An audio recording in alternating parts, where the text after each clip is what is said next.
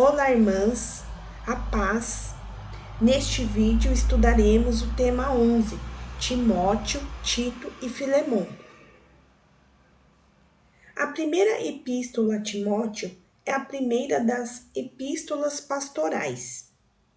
As outras são Tito e segunda a Timóteo. Por que são chamadas assim?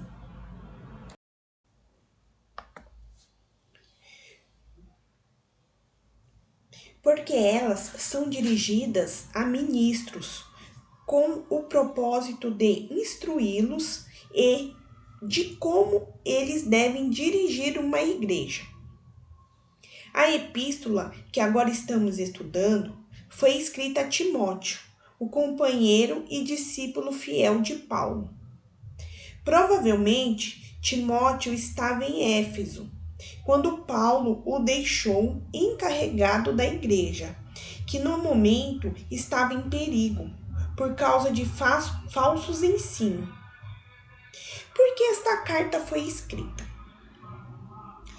Para instruir Timóteo nos deveres do seu cargo, para animá-lo e para ademoestá-lo contra os falsos mestres. Essa carta foi escrita durante o intervalo entre as duas prisões de Paulo.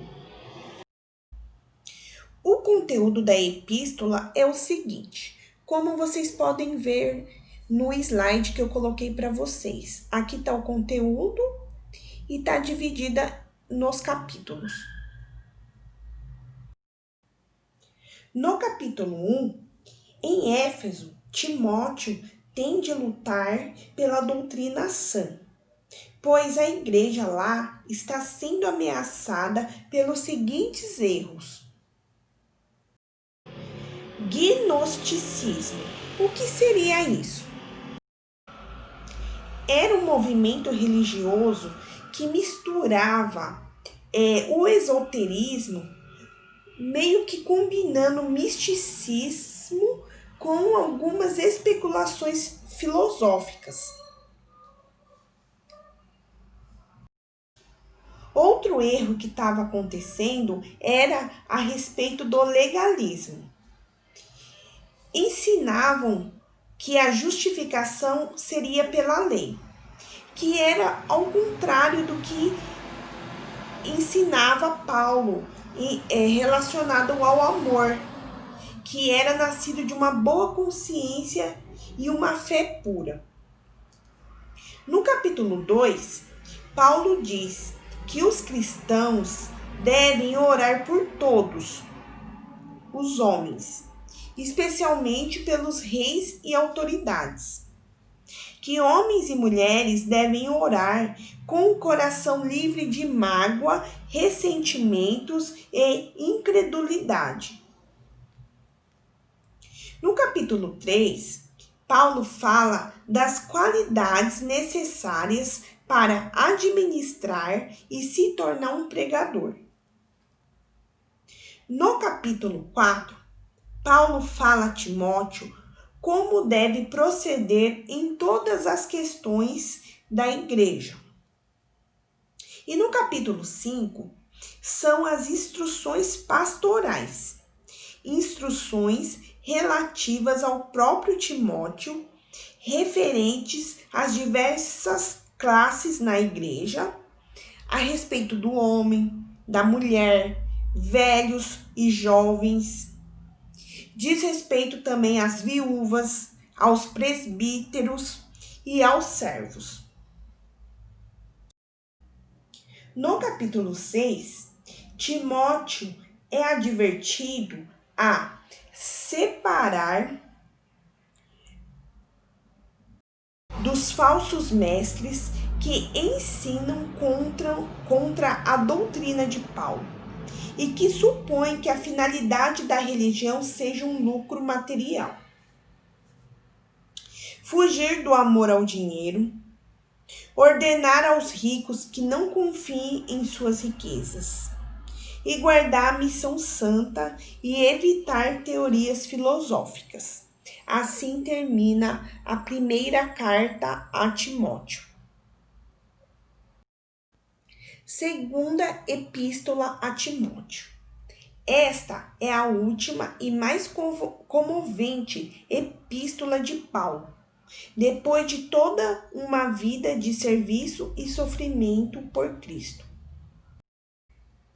O cenário para escrever essa segunda carta é o seguinte: naquele tempo se levantou a perseguição contra os cristãos, instigada pelo imperador Nero, que os acusavam de terem incendiado Roma. E Paulo, reconhecido como chefe dos cristãos, foi preso. Sabendo que o seu martírio se aproximava, escreveu esta última carta a Timóteo, pedindo que lhe o visitasse. E esta carta foi escrita pelas seguintes razões: para pedir a presença de Timóteo em Roma, para admoestá-lo contra os falsos mestres, para animá-lo em seus deveres e para fortalecê-lo contra as futuras perseguições. Foi escrita um pouco antes de sua morte. Esta carta tem 4 capítulos.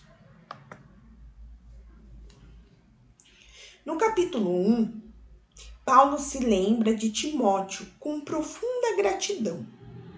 Ele incentiva Timóteo a se apegar à verdade que lhe fora ensinada e não se envergonhar do Evangelho ou de Paulo. Já no capítulo 2, Paulo instrui Timóteo. Ninguém melhor do que Paulo sabia o que custava ser um cristão. O tema do Evangelho de Paulo era Jesus Cristo, ressuscitado dentre os mortos. Foi por causa dele que ele havia sofrido. E Timóteo devia ser fiel ao verdadeiro Evangelho e não se deixar distrair com falatórios inúteis e discussões tolas e sem valor.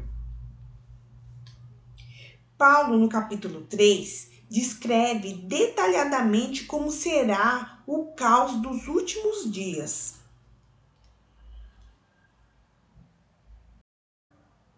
E também podemos ver o cumprimento de parte disso tudo agora na atualidade. Porque ele chama atenção para o fato de que, com a aproximação da vinda de Cristo, o mal se intensificaria mesmo dentro da igreja. No capítulo 4, são as instruções finais e algumas notícias. Paulo sabia que em breve seria morto e tem uma última instrução para Timóteo. Pregue a mensagem e insista em anunciá-la, seja no tempo certo ou não. Aconteça o que acontecer. Virá um tempo em que as pessoas preferirão seguir seus próprios caprichos, escolhendo fábulas e lendas em detrimento da verdade. E também Paulo escreve notícias de ordem pessoal. E isto ficaria um pouquinho mais para o fim. E seria para os colegas missionários. Em 2 Timóteo, capítulo 4, versículo do 7 ao 8, diz o seguinte: combati o bom combate, terminei a corrida e guardei a fé. Agora me está reservada a coroa da justiça, que o Senhor, justo juiz, me dará naquele dia, e não somente a mim, mas também a todos os que amam a sua vinda. Paulo está falando sobre a sua morte iminente, que está prestes a acontecer. Agora é a epístola de Paulo a Tito. Essa epístola que Paulo escreveu a Tito foi logo após ele ter escrito sua primeira carta ao Timóteo. Paulo navegou com Tito para Creta, para poder colocar em ordem a igreja que não estava organizada. O apóstolo Paulo tinha muita confiança em Tito e confiava-lhe missões bem importantes. Tito enfrentou uma situação muito semelhante à de Timóteo quando estava em Éfeso. Creta foi provavelmente um dos primeiros lugares a ouvir o Evangelho de Cristo, mas a mensagem caiu em solo árido, pois os cretenses eles eram conhecidos por serem muito mentirosos.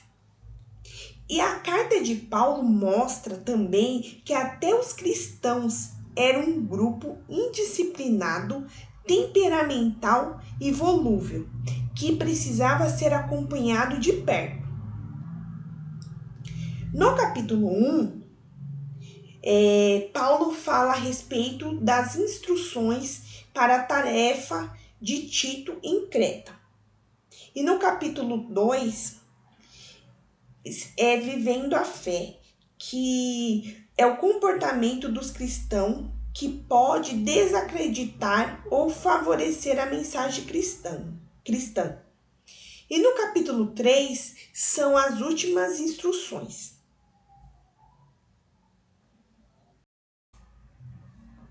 Agora vamos para a epístola de Paulo a Filemon. Esta é uma carta pessoal, embora ela não tenha ficado em particular. Paulo escreveu a Filemon, um de seus convertidos e um bom amigo. Filemon era um homem de boa posição social. Um de seus servos, chamado Onésimo, fugiu para a cidade grande, onde facilmente podia ficar sem ser notado. Paulo conheceu Onésimo e o estimava como filho, mas legalmente ele pertencia a Filemon. Onésimo, por ter fugido, estava sujeito a um castigo horrível, e era necessário o escravo voltar e se acertar com seu dono. Era uma situação bem difícil para Paulo, que não podia ficar com o Onésimo sem o consentimento de Filemon. Foi então que Paulo escreveu esta carta explicativa a favor de Onésimo. Onésimo estava bem diferente de quando havia fugido, e Paulo faz um apelo a Filemon, no sentido de tratar esse escravo agora como irmão em Cristo. Esta epístola mostra de forma bem clara como Paulo lidaria com a questão da escravidão na comunidade de Cristo. Ela não é aceitável e ele quer que a comunidade cristã seja um exemplo do que o mundo deveria ser. A escravidão era parte integrante da estrutura social daquela época. Paulo queria que Onésimo fosse aceito de volta, não como propriedade, mas como irmão em Cristo. Embora não diga isso diretamente, mas dá a entender que Paulo queria que o escravo fosse alforriado. A nova comunidade cristã devia ser diferente da sociedade em geral, tanto em termos espirituais como em termos sociais.